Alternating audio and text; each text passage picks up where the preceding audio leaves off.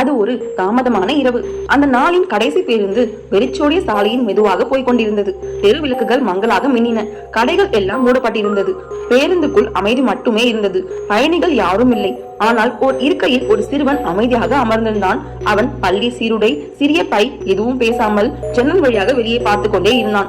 ஓட்டுநர் அவனிடம், நீ எங்கே செல்கிறாய் என்று கேட்டார். அவன் அதற்கு எந்த பதிலும் கூறவில்லை. பேருந்து மேலும் முன்னே சென்றது. அபாயகரமான ஒரு வளைவு சாலை நெருங்கிய போது அந்த சிறுவன் திடீரென்று மெதுவாக எழுந்தான். கையை உயர்த்தி முன்னே சுட்டி காட்டினான். ஓட்டுநருக்கு மனதில் ஒரு பதட்டம் ஏற்பட்டது.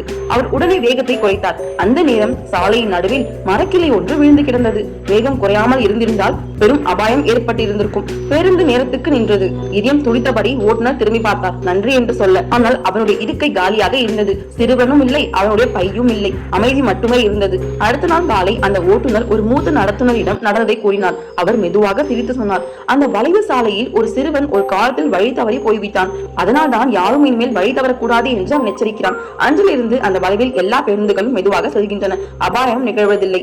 இன்றும் இரவு நேர கடைசி பேருந்தில் கண்ணாடி சிறிது மங்கினால் அதில் மெதுவாக போ, நீ தனியாக இல்லை என்று யாரோ சொல்வது போல இருக்கும். இந்த வீடியோ பிடிச்சிருந்தா மறக்காம லைக் பண்ணுங்க, கமெண்ட் பண்ணுங்க, ஷேர் பண்ணுங்க. இது போன்ற மேலும் வீடியோக்கள் பார்க்கணும்னா சேனல் சப்ஸ்கிரைப் பண்ணிக்கோங்க. இந்த வீடியோ பார்த்ததுக்கு நன்றி.